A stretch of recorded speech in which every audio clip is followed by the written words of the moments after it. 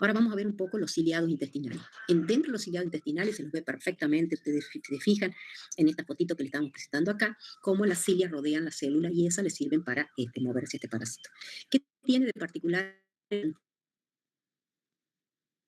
decir de él, que es un parásito que no le podemos atribuir la mayoría de las veces un cuadro clínico? O sea, no lo pensamos. Yo en la vida, yo llevo casi 30 años de médico y he tenido un solo caso de Balantidium, y que no lo tuve yo, sino que lo tuvo el doctor, lo vamos a trabajar el viernes, en uno de los casos que les vamos a contar, el doctor Núñez en el Hospital Padilla, y fue un caso de Balantidium muy. ¿Por qué será que el Balantidium lo enseño, pero no lo vemos nunca? Bueno, lo enseñamos porque dentro de los protozoarios que tienen que estudiar y porque pueden recibir un informe de Balantidium, pero ¿por qué será que es poco frecuente tenerlos? La forma infectante es el quiste y el que hace el daño es el trofozoito. Pero fíjense ustedes la particularidad del ciclo biológico. Es un parásito considerado que es una zoonosis. ¿Qué es una zoonosis? Y es un término que ustedes también tienen que empezar a manejar. Es la enfermedad propia de los animales que eventualmente pueden afectar al hombre. ¿Cuál será el animal? Están viendo acá en la diapositiva que el huésped definitivo habitual es el cerdo.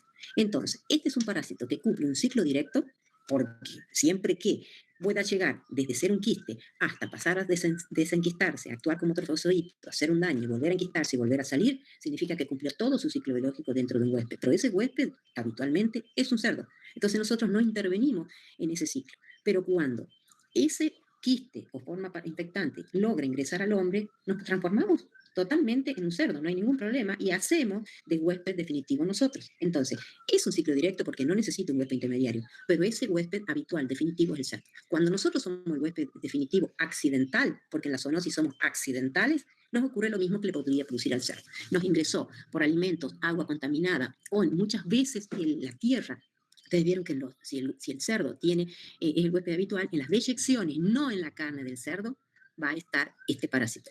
En esas deyecciones van a salir los quistes y van a estar, si yo, por ejemplo, acarreo tierra con materia fecal y la llevo para abonar una maceta o un almácigo donde uno esté después comiéndose una lechuga o manejando esa tierra y se lleva las manos a la boca, de esas son las maneras que un quiste nos puede afectar. No es a través de la carne del cerdo, porque muchas veces cuando les mencionamos huésped infectivo al cerdo, que ya no como más carne de cerdo, no, me voy a contagiar de algo, no. En este caso sigue siendo ciclo directo, sigue siendo la puerta de entrada la vía oral, y los acarreadores, nuestras manos, nuestros alimentos, nuestras aguas, siempre, por supuesto, contaminado indirectamente con tierra o que tenga los quistes del parásito. ¿Cómo es el ciclo biológico? Muy parecido a lo que vimos recién con el ciclo de la ameba histolítica. ¿Por qué les digo que es parecido a la de ameba histolítica en otros? Porque su localización definitiva va a ser el intestino grueso. Si ustedes se fijan en este esquemita, el intestino que está dibujado como huésped es el grueso. Ingresan los quistes, cuando llegan al intestino delgado, se empieza el desenquistamiento y se migran los trofozoitos al intestino grueso. En el intestino grueso, ¿qué hacen? Por boca o citostoma se produce la fijación hacia en la epitelio y las mucosas y empieza la penetración, tiene un movimiento facilitado por el eje central de la célula y por los cilios que lo rodean, un movimiento como una especie de tirabuzón que hace que con movimientos rápidos el parásito empieza a penetrar en las células epiteliales. Una vez que ingresa, produce úlceras, al igual que la ameba. Pero ¿cuál es la diferencia? Que las úlceras del Balantidium pueden llegar a ser más profundas, que pueden llegar incluso hasta la muscular del intestino.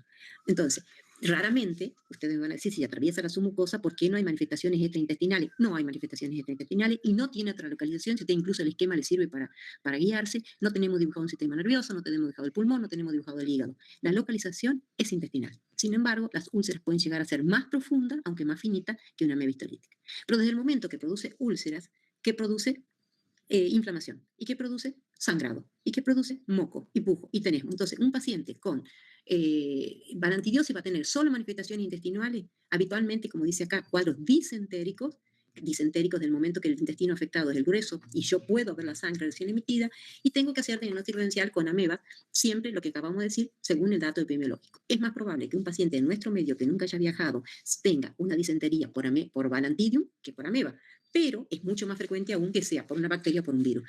O sea que si yo no te hago un buen interrogatorio, no puedo pensar a partir de ahora que toda disentería va a ser parasitaria. Es después, ustedes ya van a ver, después de las causas bacterianas, después de las virales e incluso, si es un anciano, después de las causas neoplásicas. O sea, yo no puedo pensar a partir de ahora que un paciente anciano que haga un cuadro disentérico, mira, debe tener un Balantidium o una ameba. No, la epidemiología clínica me dice que a partir de que nos envejecemos, a partir de que nos hacemos mayores, las posibilidades de una neoplasia van creciendo. Entonces yo lo dejaría muy para el último el diagnóstico de disentería parasitaria.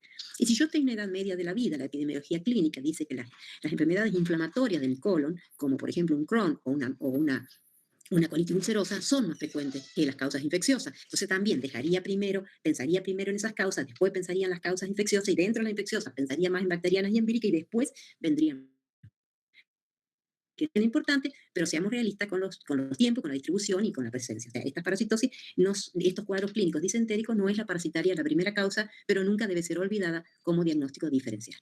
Tienen tratamientos especiales con el diagnóstico, perdón, antes de eso, sino que como hay otra clase de diagnóstico, yo por ahí no la tengo puesta acá, pero obviamente tengo que pedir la materia fecal del paciente que sospecho y tratar de encontrar qué cosa, el quiste del Balantidium coli en esa materia fecal. Excepcionalmente en cuadros diarreicos de caca recién emitida, se pueden encontrar los trofozoitos y que es fantástico verlos moviéndose en el campo, los trofozoitos de este parásito, ¿sí?